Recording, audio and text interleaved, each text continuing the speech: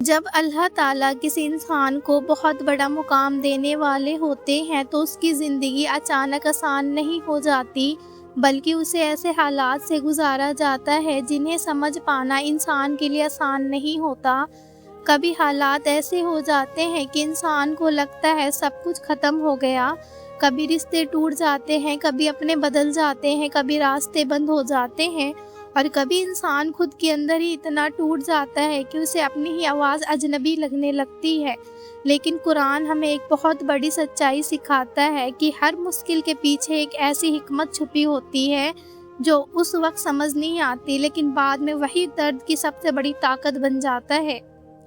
اگر آج آپ بھی بہت زیادہ مشکلوں سے گھرے ہوئے ہو، اگر آپ کو لگ رہا ہے کہ اب کچھ نہیں بچا، اگر آپ اندر سے ٹوٹ چکے ہو، تو ایک بات ہمیشہ یاد رکھو، یہ آپ کی ہار نہیں، یہ آپ کی تیاری ہے۔ اللہ تعالیٰ آپ کو اندر سے تیار کر رہے ہیں، کیونکہ جب اللہ تعالیٰ کسی انسان کو بہت بڑا مقام دینے والے ہوتے ہیں تو اس کی زندگی میں کچھ ایسی گہری نشانیاں دکھائی دینے لگتی ہیں جنہیں ہر کوئی سمجھ نہیں پاتا۔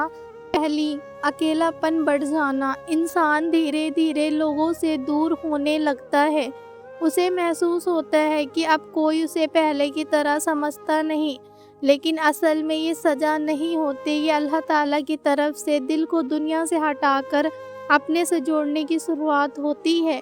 دوسری، لگاتار مشکلوں کا آنا۔ ایک پریشانی ختم نہیں ہوتی کہ دوسری شروع ہو جاتی ہے، لیکن سچائی یہ ہوتی ہے کہ اللہ تعالیٰ اپنے خاص بندوں کو مضبوط بنا رہے ہوتے ہیں، کیونکہ ہیرا بھی تب تک نہیں چمکتا جب تک وہ کٹتا نہیں، اور انسان بھی تب تک مضبوط نہیں بنتا جب تک وہ درد سے گزرتا نہیں۔